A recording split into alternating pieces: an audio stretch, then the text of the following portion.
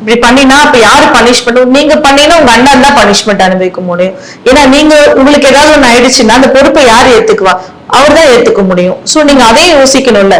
நீங்க இந்த ஜெனரேஷன்ல யார் அந்த மாதிரி எல்லாம் ஒரு வார்த்தையை கொடுக்குறாங்களோ, நீங்க ஜெயிக்கலன்னா எங்களால இருக்க முடியும், நான் உயிரை மாற்றிக் கொள்வோம் அப்படின்னு சொல்றவங்களுக்கு வந்து நீங்க அப்படி செஞ்சீங்கன்னா அவர் தான் அந்த தற்கொலைக்கு தூண்டுதலுக்கு என்ன பண்ணினாரு, அவர் தான் பனிஷ்மெண்ட் அனுபவிக்க முடியும்.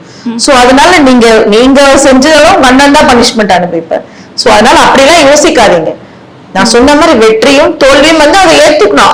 அவரை ஏத்துக்குவாரு. இவங்க ஏத்துக்குவாங்களான்னு தான் தெரியல.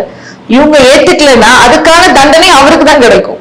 ஏற்கனவே நீங்க பார்த்திருப்பீங்க அந்த இஷ்யூலயுமே வந்து கரூர் இஷ்யூலுமே வந்துட்டு பிரச்சனை அவர் தான் கோர்ட்டுக்கு போயிட்டு வந்துட்டு இருக்காரு.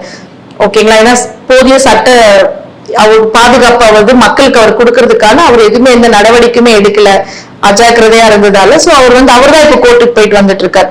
சோ அந்த மாதிரி நீங்க என்ன செஞ்சாலுமே அவருக்கு தான் அந்த பனிஷ்மெண்ட் கிடைக்கும். சோ நீங்க வந்து பொறுப்பா ஸ்மார்ட்டா இருந்தீங்கன்னா யாருக்கும் எந்த பிரச்சனையும் கிடையாது.